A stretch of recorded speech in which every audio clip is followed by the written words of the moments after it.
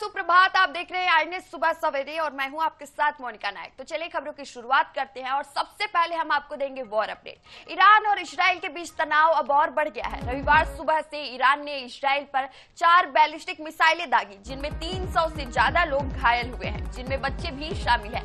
इससे पहले शनिवार रात भी ईरान ने डिमोना और अराद शहरों पर हमला किया था, जहां इजराइल का बड़ा न्यूक्लियर प्लांट स्थित है। यह हमले अमेरिकी राष्ट्रपति डोनाल्ड ट्रंप की धमकी के बाद हुए हैं, जिसमें उन्होंने 48 घंटे के भीतर होर्मुज स्ट्रेट खोलने की चेतावनी दी थी। ईरान ने साफ कहा कि उसके पावर प्लांट पर हमला हुआ तो मिडिल ईस्ट में अमेरिका और इजराइल से जुड़े ऊर्जा ढांचों को निशाना बनाया जाएगा। वहीं ईरान के राष्ट्रपति मसूद पेजेशकियान ने प्रधानमंत्री नरेंद्र मोदी से फोन पर बात की और BRICS देशों से शांति और सुरक्षा कायम करने में सक्रिय भूमिका निभाने का आग्रह किया।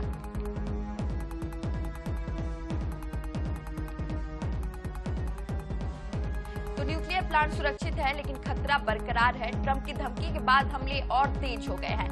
ईरान ने मिडिल ईस्ट में जवाब देने की चेतावनी दी है। ऊर्जा ढांचे पर हमला करने की भी धमकी मिली है।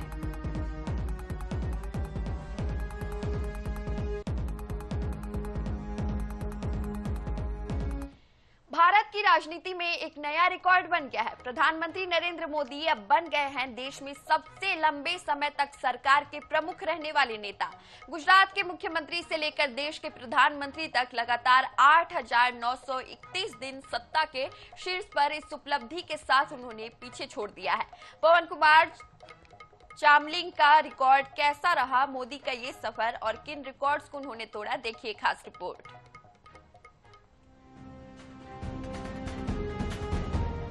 प्रधानमंत्री नरेंद्र मोदी ने एक और ऐतिहासिक उपलब्धि अपने नाम कर ली है। गुजरात के मुख्यमंत्री और देश के प्रधानमंत्री के तौर पर सरकार के प्रमुख के रूप में 8,931 दिन पूरे करते ही उन्होंने सिक्किम के पूर्व मुख्यमंत्री पवन कुमार चामलिंग के 8,930 दिनों का रिकॉर्ड तोड़ दिया है।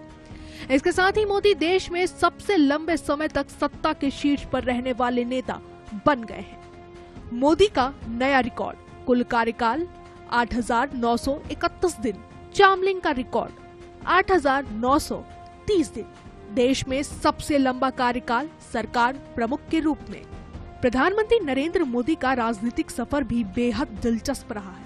17 सितंबर को जन्मे मोदी महज 6 साल की उम्र में महागुजरात आंदोलन से जुड़े और 8 साल की उम्र में RSS के संपर्क में आ गए।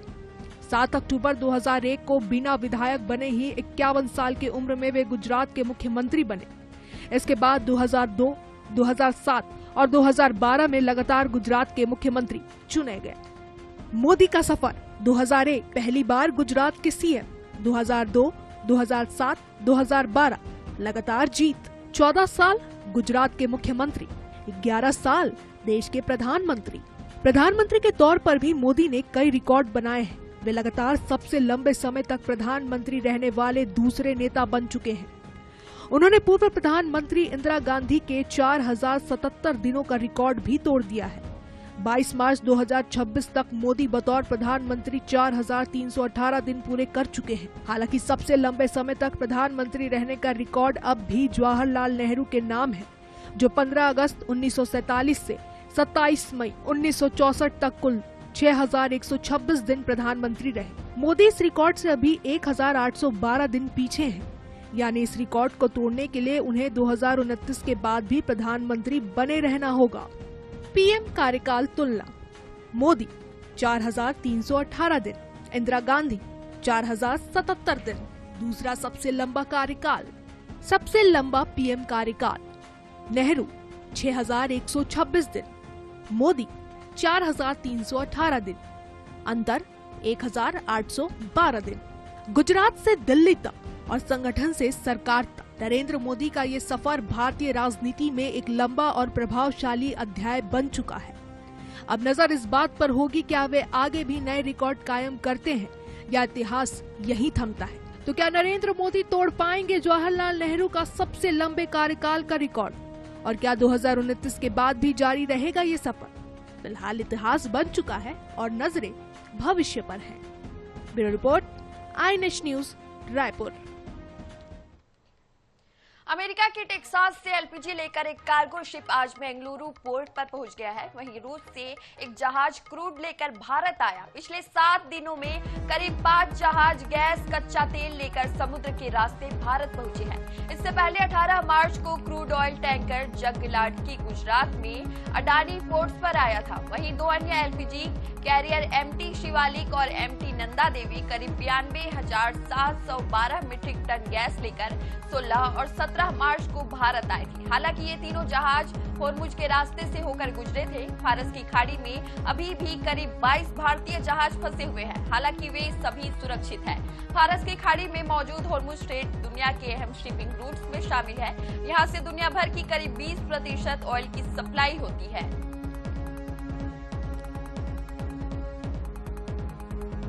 रूस से एक जहाज क्रूड लेकर भारत आ चुका है। अब तक गैस कच्चा तेल लेकर 5 जहाज भारत आ चुके हैं। फारस की खाड़ी में सभी 22 जहाज सुरक्षित हैं।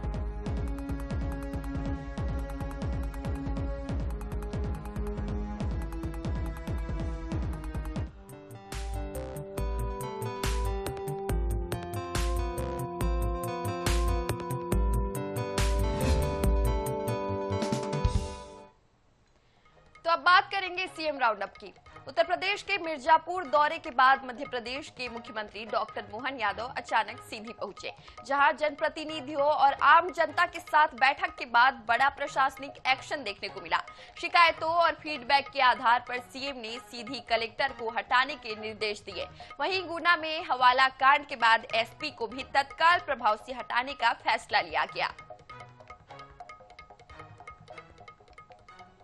अचानक सीधी पहुंचे सीएम ने जनप्रतिनिधियों और जनता से संवाद किया। बैठक में कलेक्टर के खिलाफ शिकायतों के बाद सीएम ने सीधी कलेक्टर को हटाने और महाप्रबंधक जिला सहकारी बैंक पीएस धनवाल को तत्काल प्रभाव से निलंबित करने के निर्देश दिए। इसके अलावा गुना के हवाला कांड के बाद एसपी को हटाने के निर्देश दिए गए। सीएम ने साफ संदेश दिया कि अधिकारी जहां काम कर रहे हैं उनको जवाबदारी से काम करना चाहिए। जवाबदारी उनकी नियुक्ति के साथ ही होती है। सीधी जिले के जिला मुख्यालय पे मैंने आज आकस्मिक दौरा भी किया है और जन समस्या जानकारी लेकर के कई सारे अलग अलग प्रकार की शिकायतें भी मुझे प्राप्त हुई है और मैंने आज ये जो दौरा किया उसका परिणाम हो सकता रात तक आएगा। मैं उम्मीद करता हूं कि जो अधिकारी जहां काम कर रहे हैं उनको जवाबदारी से काम करना चाहिए। जवाबदारी उनके नियुक्ति के साथ ही होती है। ऐसे में अगर मैदानी कार्रवाई पे शिकायतें प्राप्त होती है तो मैदान में रहने के बजाय फिर उनको वल्लभ भवन बिठाना ज्यादा अच्छा है। इसके पहले मुख्यमंत्री उत्तर प्रदेश के मिर्जापुर पहुंचे, जहां स्थानीय कार्यक्रम में शामिल हुए। इसके बाद ही सीएम अचानक सीधी पहुंचे। गुना जिले में तलाशी के दौरान बरामद नगद राशि के मामले में पुलिस अधीक्षक की भूमिका संतोषजनक नहीं पाई गई। मुख्यमंत्री ने इसे गंभीर मानते हुए एसपी को तत्काल हटाने के निर्देश दिए हैं। Bureau report, INH news Bhopal.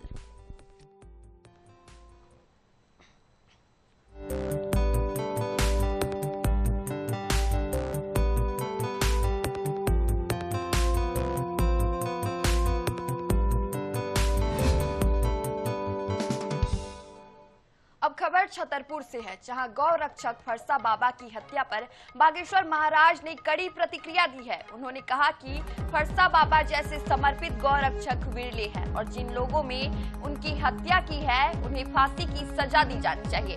महाराज ने कहा कि हिंदू और सनातन धर्म के लिए आवाज उठाने वालों को धमकियों का सामना करना पड़ता है।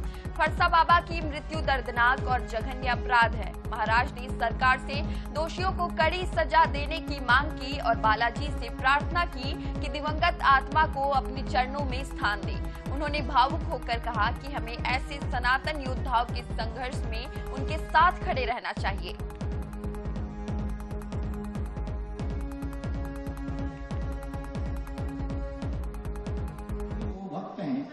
थे वो, पूछो मत, उनकी श्रद्धा, उनका समर्पण, न दिन देखते थे न रात देखते थे।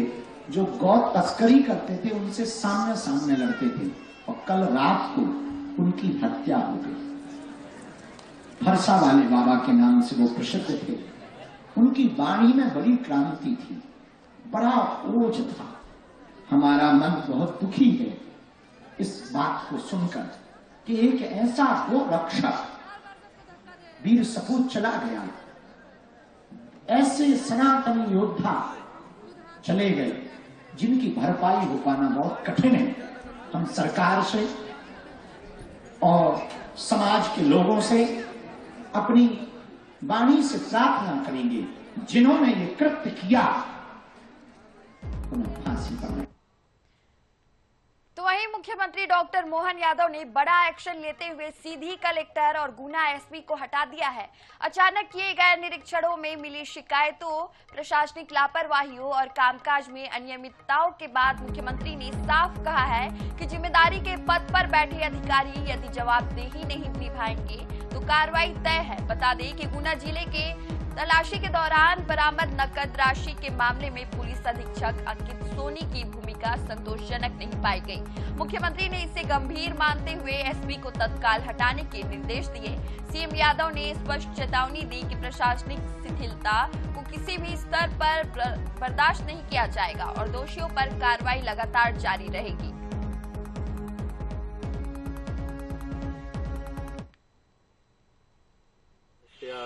जो रात में मैंने पाया कि 19 तारीख की रात को एक वाहन चेकिंग जो रूटियाई में चौकी प्रभारी हैं, उनके साथ 2 अन्य स्टाफ है और धरनावदा थाना प्रभारी हैं। इसमें जैसी कार्रवाई होनी चाहिए वैसी नहीं की गई और जो इनका पूरा क्रियाकलाप था वो काफ़ी संदिग्ध पाया गया। तो अभी प्रथम दृष्टया इन चारों को तत्काल प्रभाव से कल रात को निलंबित कर दिया गया है और इसकी एक डिटेल इंक्वायरी हम ऑर्डर कर रहे हैं, जिसमें कि सारे पहलुओं की बहुत ही सूक्ष्मता और बारीकी से जांच की जाएगी। छत्तीसगढ़ के महासमुंद जिले के प्रसिद्ध खल्लारी माता मंदिर में रविवार को सुबह करीब 10:30 बजे रोपवे का केबल अचानक टूट गया, जिससे 2 ट्रॉलियों में सवार 16 लोग घायल हो गए और एक महिला की दर्दनाक मौत हो गई। घायलों में 3 साल के बच्चों से लेकर 65 वर्ष के बुजुर्ग शामिल हैं। स्थानीय लोगों और पुलिस की मदद से रेस्क्यू कर घायलों की सामुदायिक स्वास्थ्य केंद्र बागबाहरा पहुंचाया गया, जहां 8 गंभीर घायलों को रायपुर रेफर किया गया। प्रशासन ने रोपवे का सील कर जांच के आदेश दिए हैं। जिला पंचायत सीईओ हेमंत नंदनवार ने कहा कि दोषियों के खिलाफ सख्त कार्रवाई की जाएगी। हादसे की वजह जांच रिपोर्ट के बाद ही स्पष्ट होगी।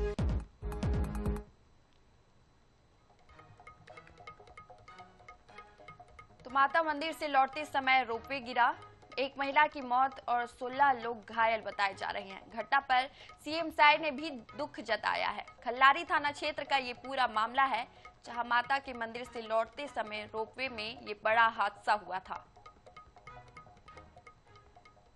घटना तो दुखद है, लेकिन उसकी जांच होगी और कोई दोषीदार पाए जाएंगे तो उन पर कार्रवाई होगी। घटना तो दुखद है, लेकिन उसकी जांच होगी और कोई दोषीदार पाए जाएंगे तो उन पर कार्रवाई होगी। घटना तो दुखद है, लेकिन उसकी जांच होगी और कोई दोषीदार पाए जाएंगे तो उन पर कार्रवाई होगी।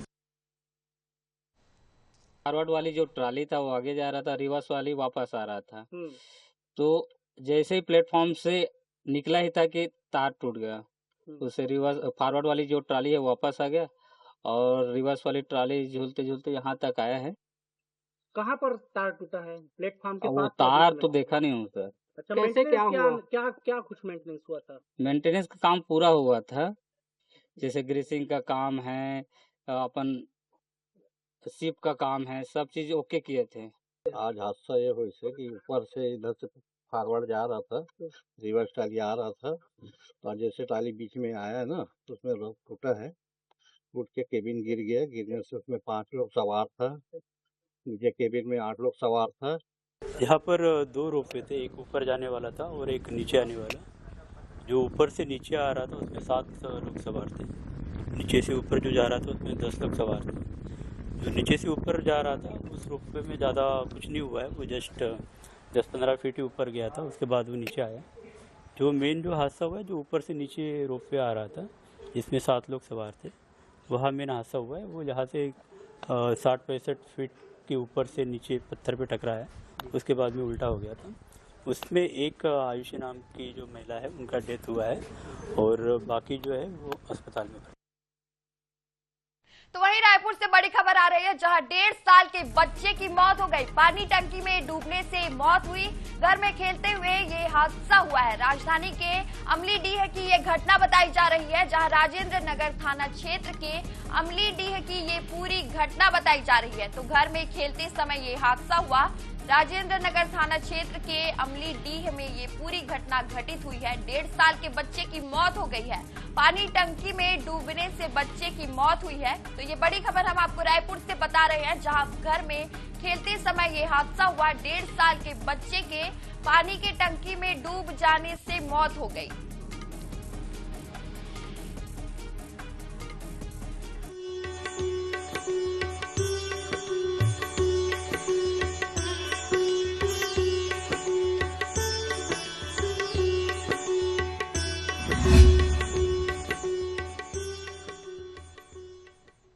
स्वागत है आपका शक्ति आराधना में। छत्तीसगढ़ के सारंगढ़ बिलाईगढ़ जिले से करीब 30 किलोमीटर दूर स्थित चंद्रहासिनी मंदिर चंद्रपुर इन दिनों श्रद्धालुओं से गुलजार है। मांड नदी और महानदी के संगम तट पर बसा यह धाम 52 शक्ति पीठों में से एक माना जाता है, जहां मां चंद्रहासिनी शक्ति स्वरूप में विराजमान है।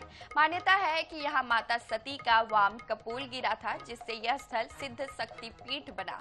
यही वजह है कि देश विदेश से भक्त यहां अपनी मनोकामनाएं लेकर पहुंचते हैं। आइए दिखाते हैं मां चंद्रहासिनी धाम से विशेष रिपोर्ट।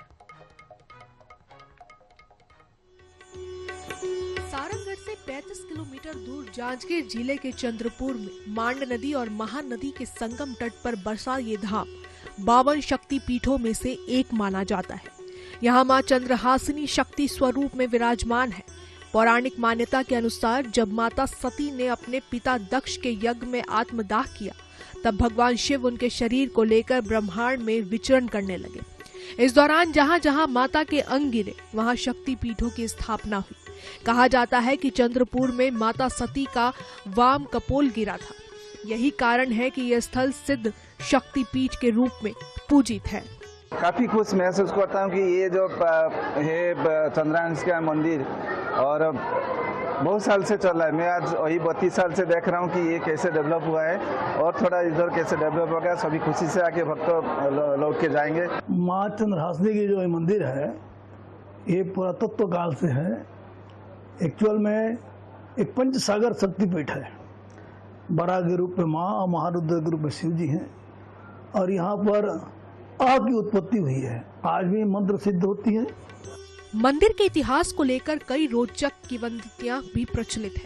कहा जाता है कि मां चंद्रहासिनी एक बार सरगुजा के चंद्रपुर आई और यहीं विश्राम करने लगी। इसी दौरान संबलपुर के एक राजा यहां से गुजरे और अनजाने में माता को स्पर्श हो गया। जब माता ने उन्हें स्वप्न में मंदिर निर्माण का आदेश दिया, इसके बाद यहाँ भव्य मंदिर का निर्माण शुरू हुआ। समय के साथ ये मंदिर भव्य और विशाल स्वरूप ले चुका है। यहाँ 5 नदियों मांड, महानदी, लात, कोतरी और कटंग नाला का संगम भी इसे और विशेष बनाता है। मंदिर परिसर में बनी आकर्षक झांकियां रामायण और महाभारत के प्रसंगों को जीवंत करती हैं। वहीं यहाँ की चुंबकीय दीवारें भी आस्था का केंद्र है, जहाँ श्रद्धालु मन्नत मांगकर सिक्के चिपकाते हैं। ये ममता जी शक्तिपीठ में आती हैं और मनोकामना के लिए संतान दायिनी है, तो बहुत दूर दूर से लोग आके अपनी मन्नत पूर्ण करते हैं। नवरात्रि में पुलिस के द्वारा चंद्रहासिनी विद्यापीठ मंदिर में प्रतिवर्ष भांति इस वर्ष भी बल लगाया गया है। यातायात की व्यवस्था, मंदिर में गैलरी की सुरक्षा व्यवस्था, श्रद्धालुओं को किसी तरह की कोई तकलीफ ना हो। मंदिर की एक और खास पहचान है मां नाथलदाई, जिन्हें मां चंद्रहासिनी की छोटी बहन माना जाता है। मान्यता है कि नाथलदाई संतान दायिनी है और कई चमत्कारों से जुड़ी है। स्थानीय लोगों के अनुसार बाढ़ के समय भी महानदी उनका चरण स्पर्श कर लौट जाती है। यह आस्था ही है कि हर साल यहाँ ज्योति कलश की संख्या बढ़ती जा रही है, जो अब हजारों में पहुँच चुकी है। आसपास के लोग आते हैं, दर्शनार्थी आते हैं, दूर दूर से भी आते हैं, रायगढ़ से आते हैं, रायपुर से आते हैं, पूरे छत्तीसगढ़ से आते हैं, और 50% दर्शनार्थी तो हमारे उड़ीसा के लोग रहते हैं। चंद्रहासिनी माता ये बहुत प्रत्यक्ष देवी है। तो हम पहले 20 साल पहले आए थे। 20 साल पहले की बात देखें, अभी देखें तो बहुत काफी कुछ डेवलपमेंट हुआ है, और अभी हमारा ये राजधानी का बहुत मतलब सहयोग है इसमें।